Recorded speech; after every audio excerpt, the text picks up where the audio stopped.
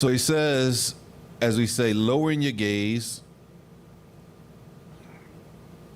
This is an example of giving the road is right, or the rules when we outside on the sidewalk. We all take our chairs out there, we setting up, it's a nice day, right? It's warm, we all set up. We got a tent out there, shade, we chilling. Cool. Does that mean it's a green light to look at everything that comes up and down the street? No. And from the rules of being out there, of course we know in general that we give the road its rights, right? Specifically now, like what? What rights? Like you lower your gaze. What do you mean lower your gaze? You be careful what you're looking at. What does that mean? Tayyib. He says that you control, that a person, men and women, that you control what you're looking at. You control your eyes. Everything is not, you got to see everything that's happening out there for a couple reasons. What's one of the reasons? What's one of the reasons when we outside sitting around, we should control what we're looking at? We need to control our eyes. This doesn't mean that, this does not mean that we are not aware of what's going on around us. It doesn't mean that we out there and we naive, we don't know what's going on. It doesn't mean that. Everybody with me? You can get hurt like that, right?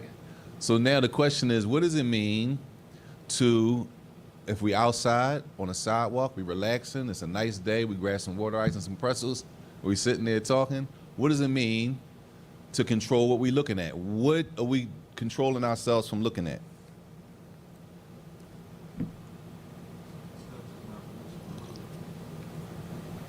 Things that are not Islamically allowed to look at. Okay. Like what? Okay, it's not, you know, we live in a place, it's the summer, it's hot, so it's a lot of, we say naked women walking down. They barely have on clothes, right? It's not a green light because it's a nice day that we could just sit out there and watch naked women walk up and down the street and enjoy ourselves. Not Islamic. Islamically, it's not acceptable. And vice versa for the women. For the women, it's not acceptable, the same thing, to do the same thing when it comes to men, right? So what else is possible that we're not supposed to be looking at when we're out there?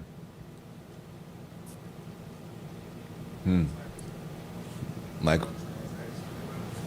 drug transactions, tayyib. It's a lot of stuff going on. And when it comes to this, we need to understand it. We're not talking about we out there and we just got our head in the skies. We don't know what's going on. No, we're aware of our surroundings so that nobody gets injured, something can happen. But we talk about now, it could be somebody, for example. Yes, they're outside, but they're in their car. Right? They sitting in their car. You can't really see in the car, right? The window's cracked. You can see a little you can see a little bit going on, but you trying to see what? It's not, they don't mean, just because you can't see in, they don't mean they doing something that's haram, that's dangerous. You don't know what they're doing. And it's not really for us to peel back every cracked window, right? To try to see what people doing inside of their private area, right? So what he says is that a person is not just the wandering eye, you just looking at and trying to catch everything that's going on. That's not from good edip. Because one, you could end up looking at something that a person, I'm really trying to hide it, but since you scoping everybody, right? You end up seeing something that I was really trying to hide, right? I got my windows up. I'm just saying, y'all, my windows up. I had to crack them because my air not working, but I'm still trying to like have some privacy at the same time. You keep walking back and forth past the car, staring in their car, cutting your eye in their car, like that's their private area. There's nothing crazy going on unless we had a reason to think that something dangerous is going on. But just to try to invade on everybody's situation, that is not, as he says, from good edip. He says, why? فَإِنَّ لِلنَّاسِ حُرْمَةً. Because people in general have, as we call it, their private space that they need, that everybody's entitled to. And everybody knows how it feels when somebody crosses the line and comes into your private space, right? So in general, people have a private space that everybody has, right? That we're not supposed to be out there crossing those lines just because this is my property, this is my house, I'm sitting in front of my house, I can do what I want to do. I could look at what I want to look at, right? You shouldn't have rolled down the block. You shouldn't be parked there. You shouldn't be this. You shouldn't be this, right? Point being is that people have a private space that everybody's entitled to, and we're not supposed to invade that private space. Of course, if there's an issue, something going on that we want to make sure everybody's safe and nothing's going on, we need to get out the way, move the kids, whatever the case may be. But we're talking about invading, going past what's necessary, going past and looking at things that are beyond what's necessary to look at. Saajid? He says exactly that. You could end up looking at something that a person was trying to hide. I don't have anything to do with what y'all doing in that car. Right? If we sitting out front and somebody's 2 buildings down sitting in the car and whatever they doing in there, right? We have nothing to do with that. Number one, I probably can't see it. Let's just say it's 10 on the car. I can't see in the car anyway. I don't know what they doing. They got the windows cracked. They smoking. That's on them. Right? Do I need to see who's in there smoking with them? Like I need to run up, duck down, keep walking by the car to see what's, that's not, do I need to be aware there's people in that car down the street smoking? Yeah, I need to be aware of that. Okay, it was some people in that car. I don't know who's in there, but they've been in there since I came out here. The window was cracked and they've been in there. The lights on, the car I'm running, you can hear the music playing, whatever. There's somebody in there. I don't know what they doing. That's on them. Do I need to walk up to the car, scooch down, yo, you cool? That's beyond what's needed. I hope that's clear. Tayyib.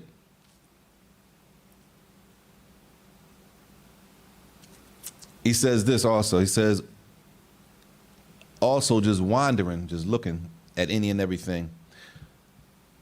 He says, من امتد بصره كان كمن يمد حبالا يجلب بها الشر إليه. He said, if a person is just constantly wandering, looking at everything, it is as if they took a rope, they threw a rope to some evil, and they pulling the evil towards themselves. Like you fishing for something bad, just by looking around and trying to catch everything that's going on.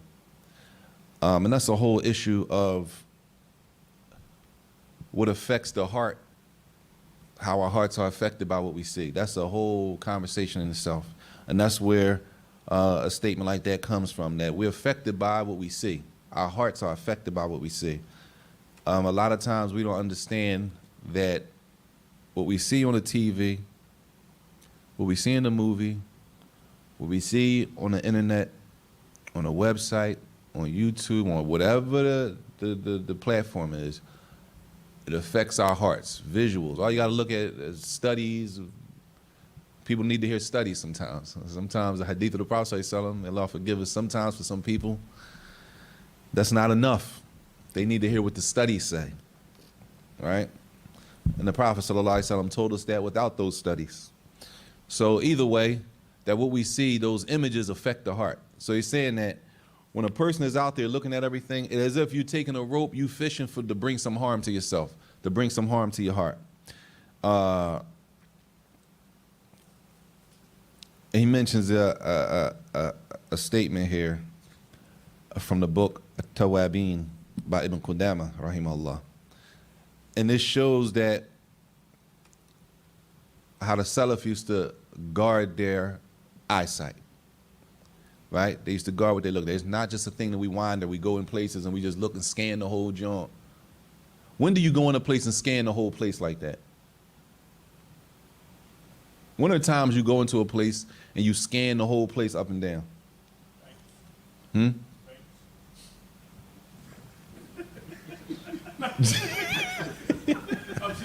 Shit.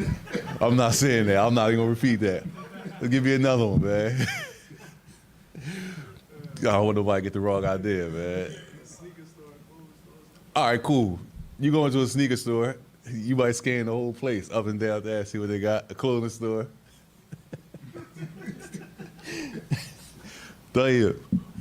What else? That's good. A sneaker store, clothing store. You're gonna go somewhere and you're gonna look at everything. I'm saying, like, that's general though. I'm looking to buy something. Personal. I'm not looking to buy anything, but I go somewhere and I'm gonna scan the whole place. Gym, you might go in the gym, you look around, right? It's public. You might go in there, you look around. But if you go in there and do that, right? You go in the gym and look around, nobody's going to think anything. If you go in the spot you're talking about, they might think they might think it's something else. You know what I'm saying? You go in the gym, you scan the whole place, you looking up and down, you looking around. They're not going to think, all right? You go in the sneaker store, you do something like that. Let's say you get ready to go rent a place. You get ready to go rent a hall, right? You go in there, you're going to scan everything. Nobody's going to think anything. But in certain places when you, a museum, you go in there, you're looking around, you're looking at stuff, nobody's going to think anything. Nobody's going to feel any type of way. And then there's certain places when you go in there and you're looking around, you go in there, you're doing all this, that somebody might say something to you, right? And this example is an example like that. And we already know without just from how we were raised in the culture and the society we live in, there's some places you go in, looking around is not an issue. And then there's some places you go in and looking around, everybody's gonna have an issue with that, all right?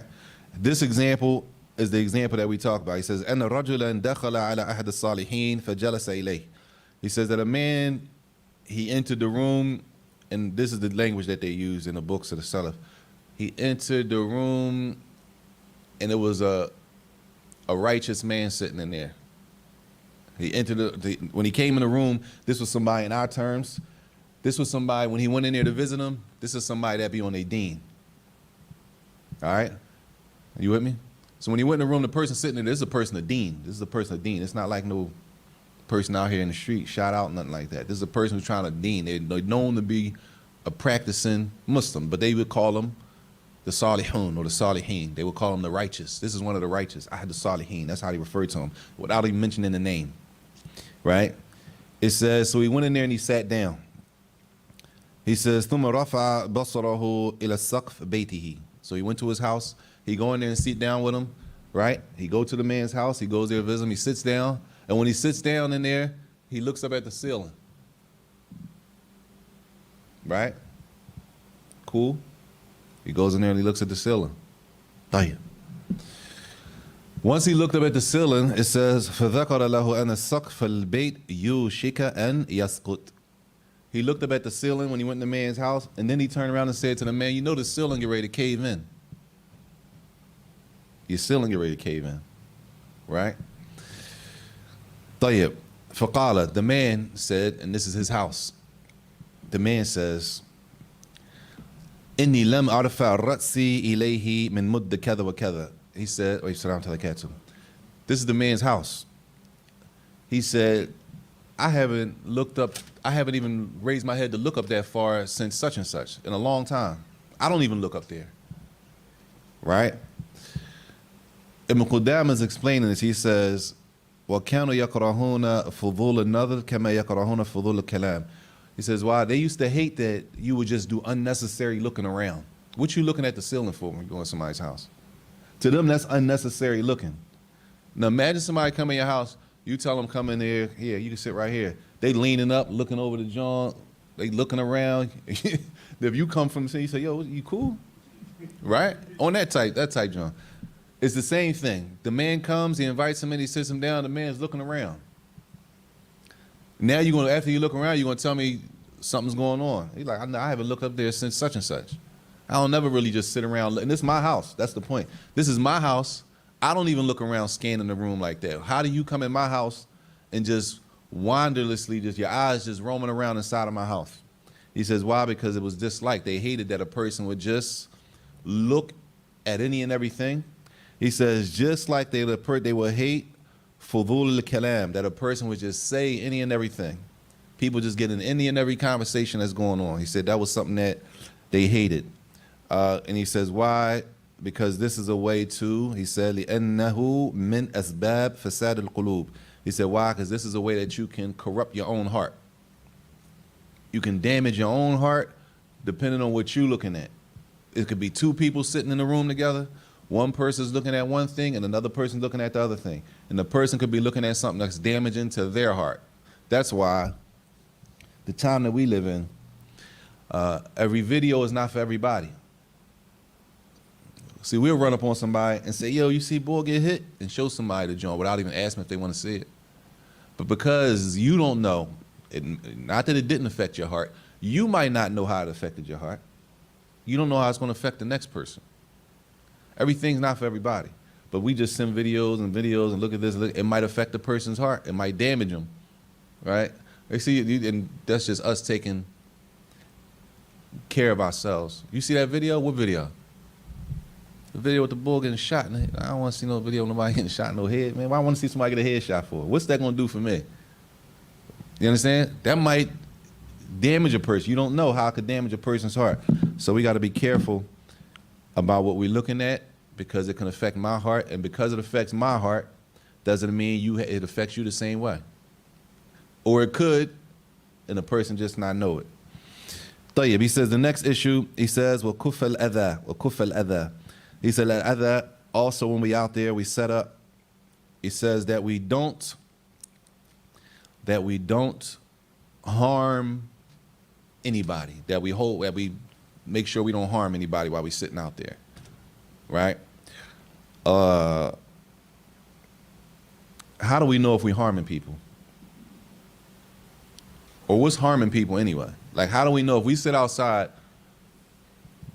how do we know what's harmful to people?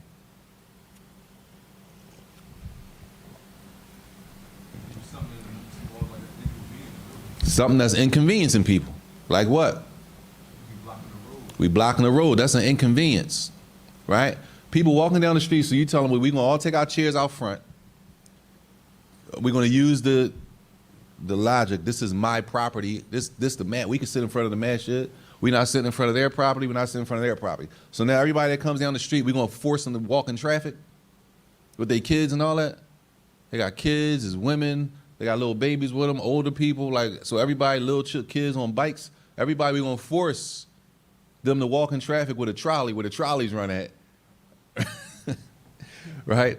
That's something that's an inconvenience. طيب. It says an inconvenience. He says al-adha, harm here. He says isalu ma yukrah. He says anything that people would dislike you to do, anything that's going to be dislikeful. Like, you got me, now I got to walk in the street. Like, that's one of them. What else? If we sat out there, what else would be something that? Because we don't have a list necessarily. There's no hadith with a list of the things you can't, like a whole detailed list.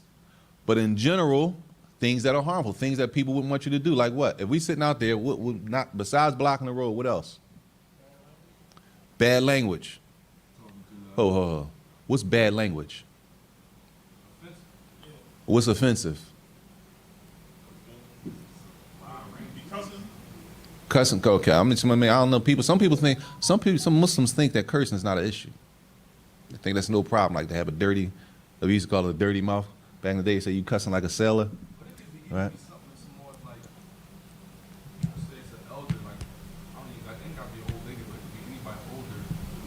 Just like being disrespectful, not even saying it to her, but like, hey, what you doing? You know what I'm saying? Like, yeah, the way you talk. Yeah, so it don't necessarily mean you actually cursing at somebody, even though cursing loud, that's going to draw attention. Like, damn, they tripping. Some people are going to turn around and say whoever, they might think it's a fight. When we hear loud cursing, we think it's about to get physical, right? So if we out there, and especially for the Muslim, y'all, the Muslims, if we don't know, the assumption is that the Muslims are supposed to be the better people. That's y'all supposed to be. Come on, that's why they say good brother and good sister. Y'all supposed to be good. Like that's. Yeah, like you supposed to be Muslim. Even if you out there cursing, man, she's supposed to be Muslim. She was out there cursing on her husband. She was out there doing this, and we think we don't have no. It's no rep. You know what I'm saying? Like they need to mind their business. You outside, we in public. We supposed to carry ourselves a certain way as Muslims. So number one, if we out there cursing, that's not something that's harmful, right? Or you said just disrespectful, the way you talking, the way you speaking to people, the body language that you give off when people passing by could be uncomfortable. What'd you say? Speaking too loud. Too loud. As neighbors, they have other things going on, right? Especially if it's business. You might be scaring off people from coming to their business. They think it's too rowdy over there. I ain't going over. It's too many people piled up in front of them. And people just, right? Huh? It's too ghetto. They piled up over there. It look like something about to happen. I'm cool. And now their business is affected based on the way we're behaving. So he says anything that the people would dislike. He says, so if anybody did any of those things, and it's not necessarily a list of them, but most of these things are known by the society and the culture we live in the area we live in, right? The things that'll be harmful to go outside, like using the bathroom in a corner where everybody is gonna, I'm saying, come Allah. It's two different situations of using the bathroom outdoors, right? Y'all correct me if I'm wrong. One way, all of us understand it, and we pretty much accept it. And the other way, nobody accepts that to be acceptable, right? Everybody with me? When we talking about outside. If you outside, whether you're at the park, you're not at the park. In general, if a person like goes far away in the cut somewhere and they use the bathroom behind something, even though somebody might see a head over there, that's more respectable outside the people, right? I'm not saying we should just be going outside, somebody gonna say, well, he ain't make a stingy out. We're not talking about all that. All I'm saying is how people look at people using the bathroom outdoors, right? If a person goes over there, they move around the corner, they go in the custom where they can't see them, behind the dumpster, all that kind of stuff, most people gonna see that to be, okay, at least they put themselves out of harm's way. You can't see them, you can't see their private areas or none of that. Nobody really has an issue with that, right? You assume that they couldn't hold it. All right. It's not like if we all sitting out front and a person goes 3 steps over in a corner that's right there and urinates, and when they urinate, it's going to roll into the path where everybody's walking. It's not the same, right? Am I tripping or no? Tayyib.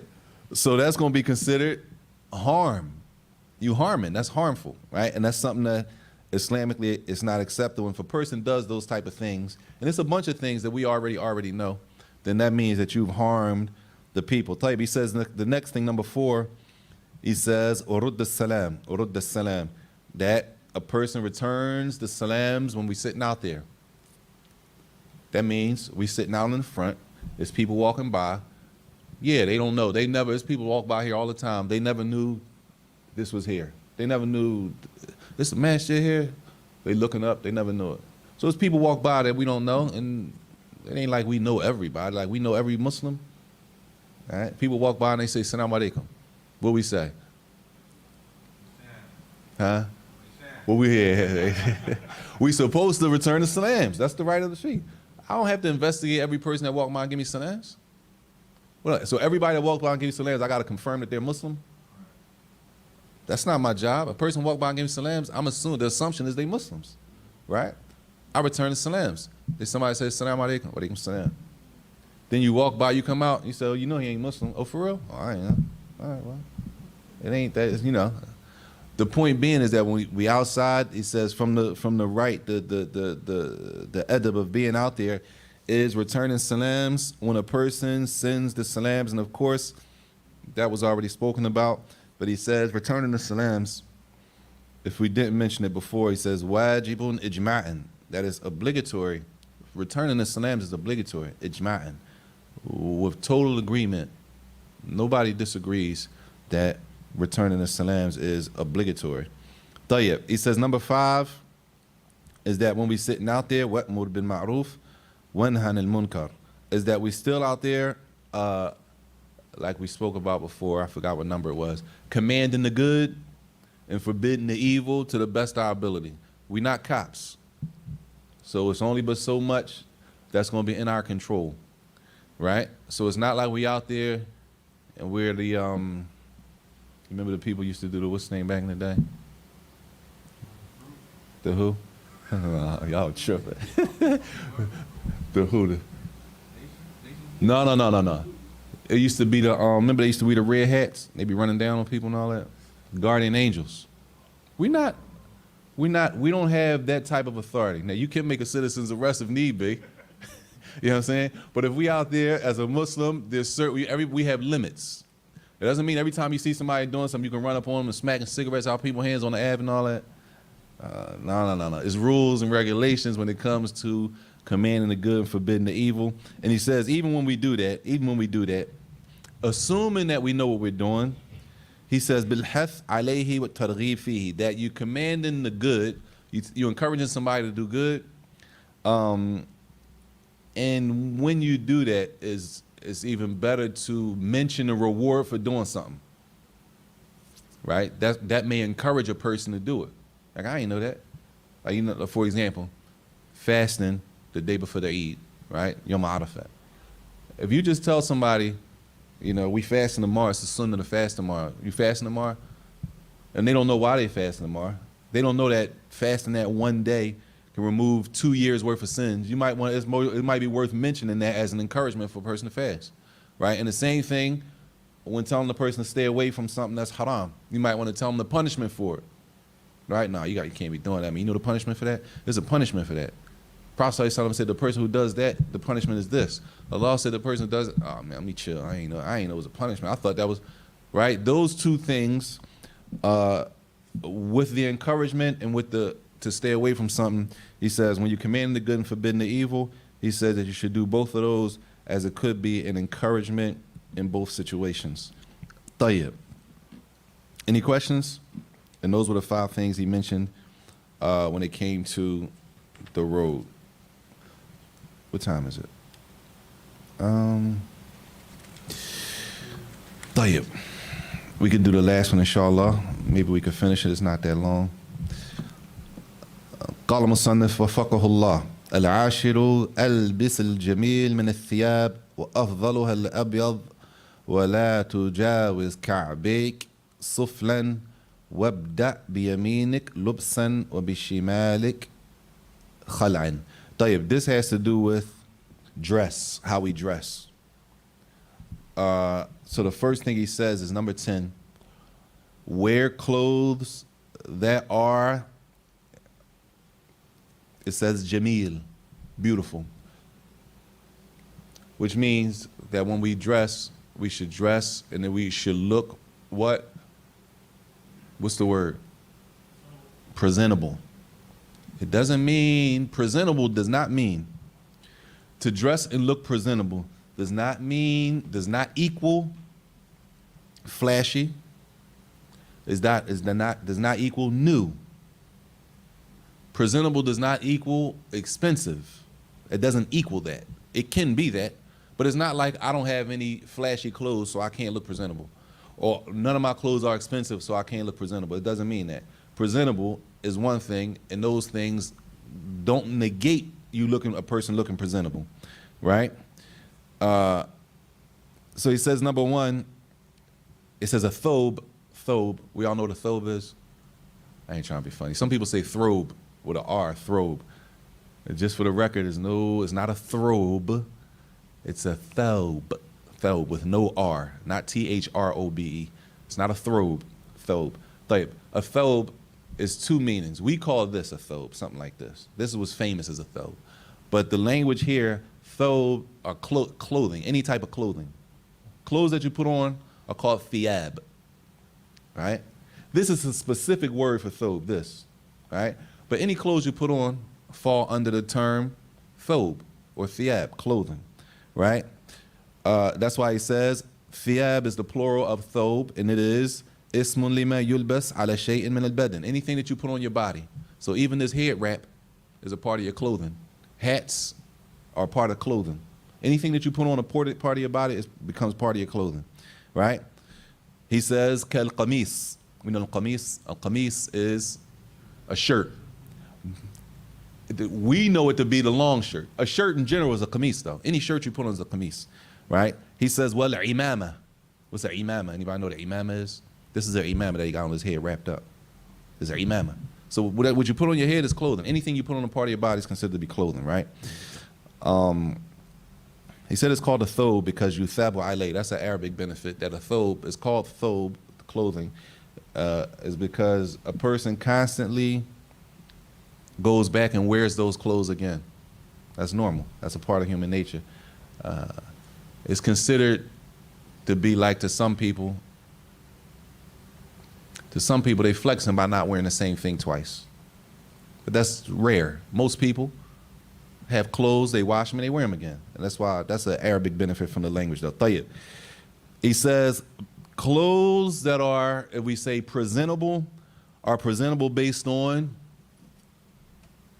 2 things. What defines something as presentable? Huh? If it's halal. That's close.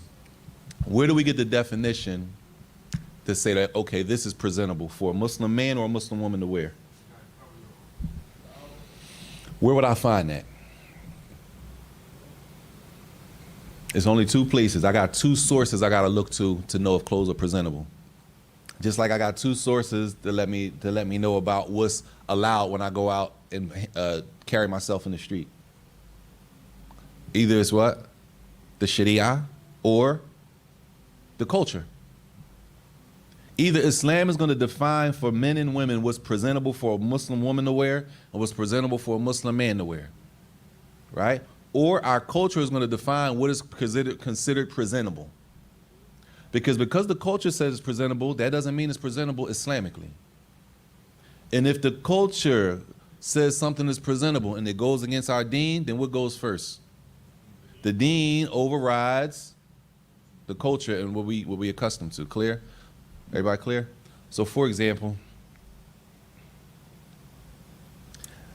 we all know the covering of a Muslim woman, right? A Muslim woman has to be covered, and men have to be covered. Let's just use the older. We supposed, even men, even men are supposed to be covered. Men don't have a green light just to wear anything. Like we have a certain way we're supposed to be covered, right? That's a whole talk in itself. Say, for example, the culture and the style at the time, the new style, removes the Islamic covering from the man or the woman. But culturally, if you came to a person's event, they would consider you presentable, right? Like I won't get on the sisters today. Let's use the brothers. Let's just use the small jeans. The jeans are so small, that certain body parts might be showing. Like sometimes brothers be praying, and the jeans are so small, the waist is so low that when the crack is out, right? The backside is out when they make, that's not acceptable. Even though that type of, as we say, that lay, if you went to somebody's event, that might be, he came looking, you know what I'm saying, he came decent. You with me? That's not decent, or that's not Islamically acceptable, even though culturally it might be. So we got to be careful that it has to meet the requirement of Islam first. It doesn't mean, as we say, it has to be what we term the Islamic garment. Presentable does not, for example, I'm just using the brother. Presentable does not mean or equal thobe. All right? Presentable does not equal izar. Could it be a thobe? It could be, depending on the event. Could it be an izar? Depending. Does it equal that you're not presentable unless you have a thobe on? No, it doesn't equal that. You're not presentable unless you have an izar on. It doesn't equal that. Everybody with me? So what's presentable, he says, is between one or two things, according to Islam, the Sharia, and according to the urf. But of course, the urf does not, the custom of the people does not override that. Tayyib. So he says wearing it, of course, is putting it on your body or even a portion of your body, meaning like head wraps and stuff like that. They fall under the definition of thobe. That's the first thing. He says, number two, afdaluha abyad, the best color for clothing is white, right? That's the best color. Is that the only color we're allowed to wear? No, we can wear any color. This is now this is an issue of what's better. Well, how do we know that white is better? Clothing, when it comes to clothing, how do we know that white is better?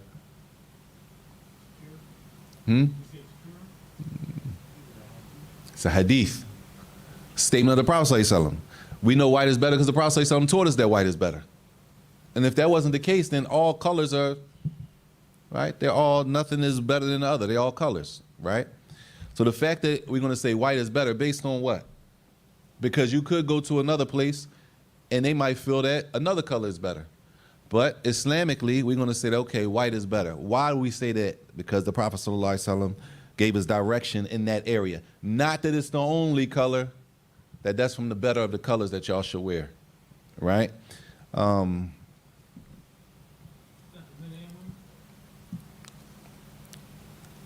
It depends.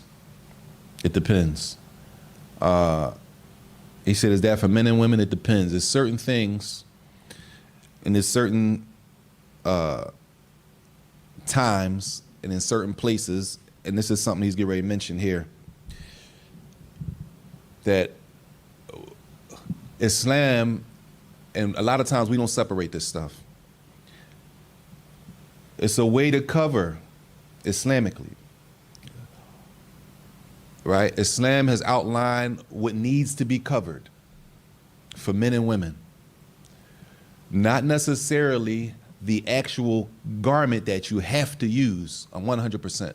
So if you go to other countries, everybody doesn't wear thobes. You go to Muslim countries, they don't wear these.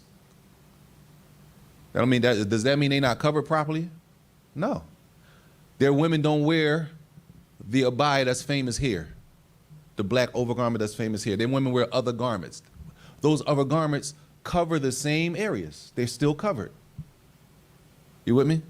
So it's not necessarily that it has to be this garment from this country. You got to wear the Saudi thobe. You got to wear the Saudi abaya. You have to wear the thobe from Kuwait in order to be covered properly. That's not it. No, there's a outline of what has to be covered. Now, how you do that in the garment that they use in that culture or that area, that could vary from place to place and from time to time, right? But in generally, what's the better color?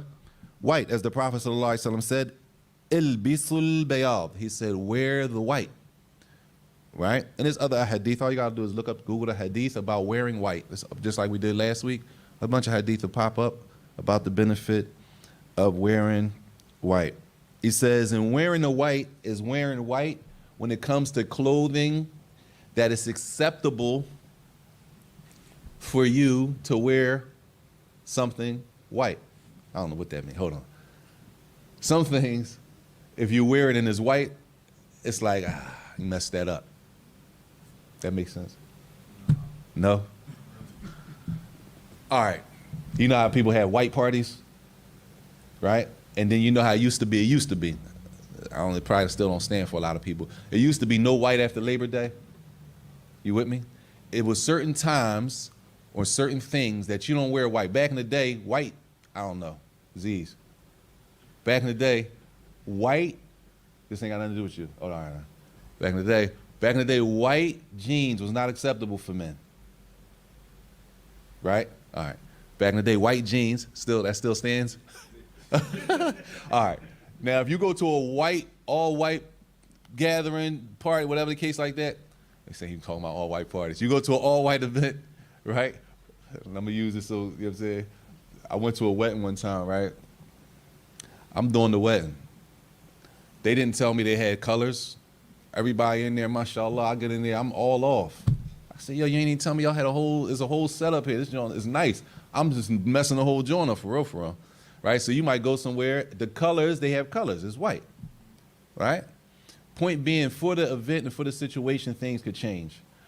But I'm just using, it could be that that's not acceptable to wear that. Like for us right now, right? I'm trying to think of something that if somebody had it in white, it might be like, that's not really acceptable. He uses an example of, for example, some, not all, some shoes are not acceptable to be white. You're supposed to get them in black, man. You don't get them Jones in white, right? And there's nothing written in stone. It's just, right, a cultural thing.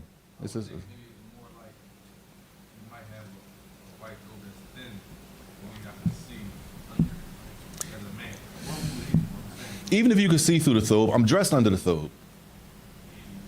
I'm supposed to be dressed under the thobe, y'all. If I wear one of these, y'all, I'm supposed to have brothers. I'm glad you said that shit. I'm glad you said that. Brothers, if you got one of these on and it's white, you're supposed to have like pants on under, not just your underwear, just in case the material is thin. Nobody's supposed to be seeing all that.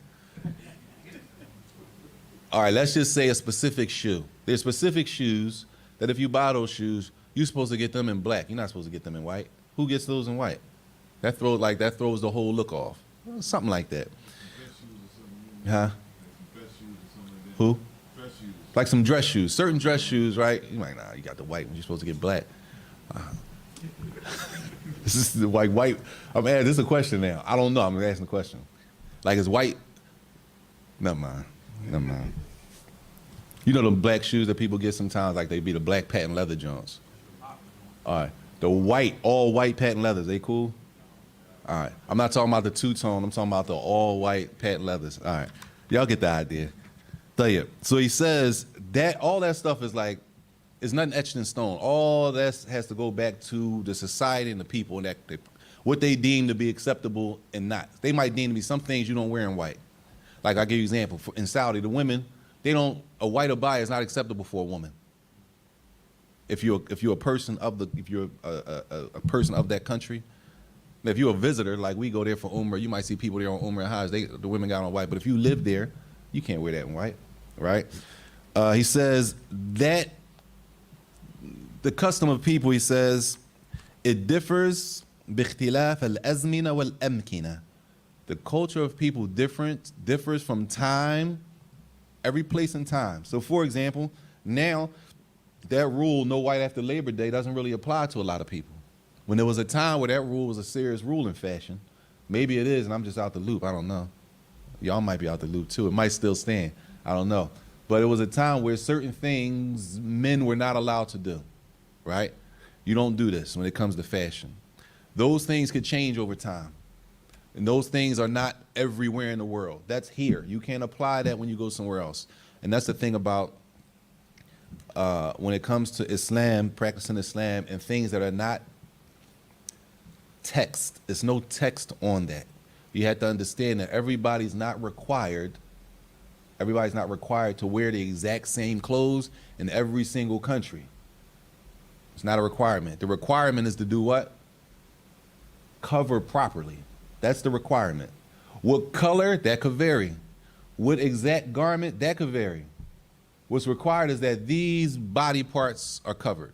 That's the requirement. And a lot of times we get that mixed up. So if we see people who don't dress the way we was famous to us, that we think they're supposed to, we think they're not covered properly, which is not always the case. It could be the case, but it's not always the case.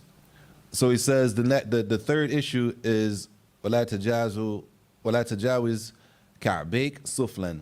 For the men, for the male, that the garment or the clothing is not supposed to go below the ankle. The garment is not, whatever's on the for the man is not supposed to go below the ankle. And this how details it. He says the two ankles, right? I'm just reading so we can see, because sometimes I like to do this just because sometimes we say it's clear. No, everybody know that. He mentions here, he says, وَكُلُّ رِجْلٍ لَهَا كَعْبَانِ. He says every leg has two ankles. Right? You got the one on the outside and you got the bone on the inside. Every foot has, you got the outside and the inside, right? What's the benefit of mentioning that? Because we all going to say we know what the ankle is. I know the ankle, right? But just to show you how detailed the scholars of Islam are, to make sure we clear, because what we'll do is, if you say ankle and I say to you, I say, what you mean by ankle? You're going to think I'm playing. Come on, man, you know what the ankle is. I want to know what you mean by the ankle so that I make sure we're on the same page. But we'll take that, some of us will take that offensive, like, oh, they don't want the truth. You just want to argue. But when you look at the book, this is the whole book. He felt it. This is a person, a scholar, teaching the Prophet some shit, not teaching a general class. He's teaching students of knowledge. And he's clarifying to them, listen, every foot has two ankles. But we'll turn around and say, oh, man, it's clear. No, you know what an ankle is. But he felt need to mention that every foot has two ankles, right? The inside, of course, and the outside of the foot.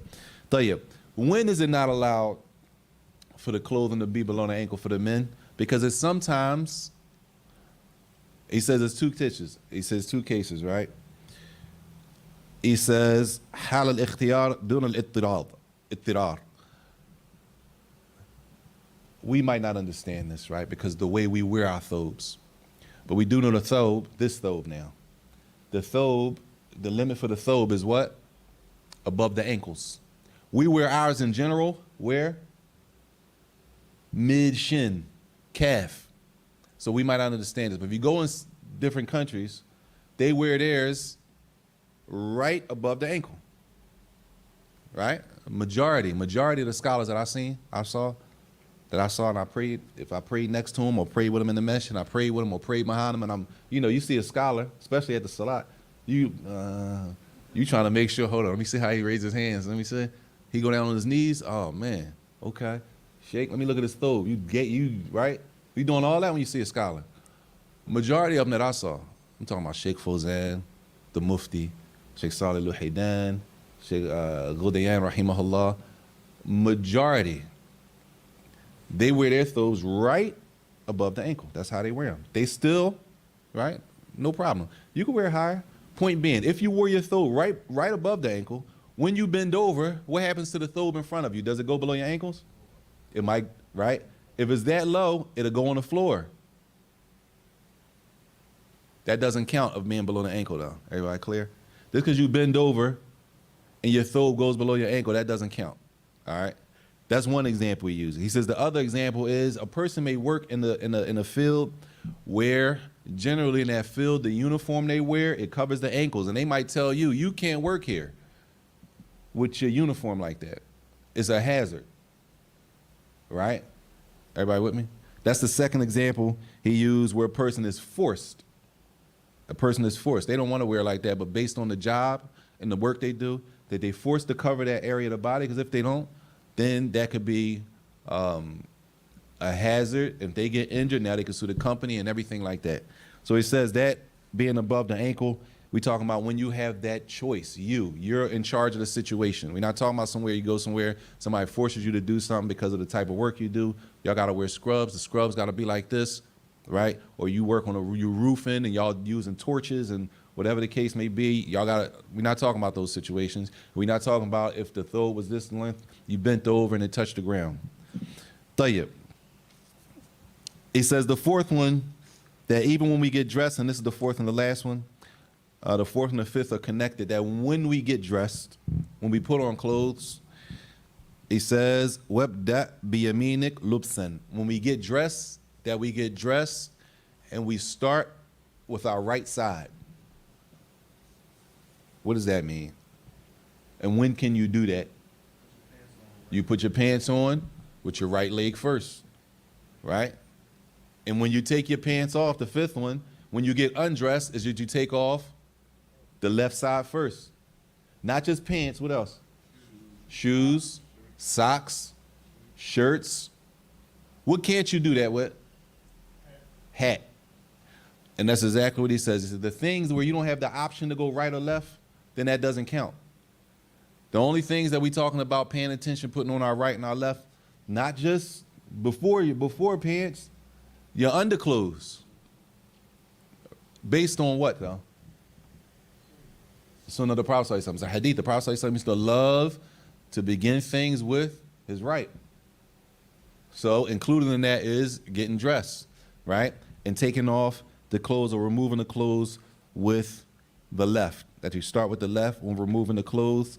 Of course, for issues like this, these are famous. All of them are famous. So if you really wanted to go back, if you went back and looked at each one, and all you have to do is Google putting on clothes with your right first, putting on your shoe with the right. It all pop up because these are not like, they're famous hadith that can be easily found, that's been explained a lot of times. So hopefully, inshallah, we got some benefit from this book. May Allah reward the author for putting it together in a simple form. And that's the end of this book. And I pray that Allah gives us tawfiq and success in practicing what we learned, being mindful of trying to practice it, because it takes thought. It takes actually being mindful of what the sunnah is when it comes to getting dressed, right? It takes mindful of being what the sunnah is and teaching our children and teaching our wives, and the wife, you might have to remind your husband of putting on your right shoe first and taking off your left shoe first. You put on your right shoe first. You put on your right side first. Start with the right. Start with the right, right? All of that takes, you got to be focused and thinking about it. It has to be on our minds. And all of the other things that we spoke about as far as even when we conducting ourselves outside, when we giving salams, all of that stuff takes, you got to be aware. We have to be aware and trying to practice these adab, these different manners that we find in the Quran and the Sunnah of the Prophet sallallahu alaihi wasallam. And they're doable. It's doable. We just have to be people who are aware that it's constantly on our minds. And if there's no questions, we could stop there, inshallah, so we could pray.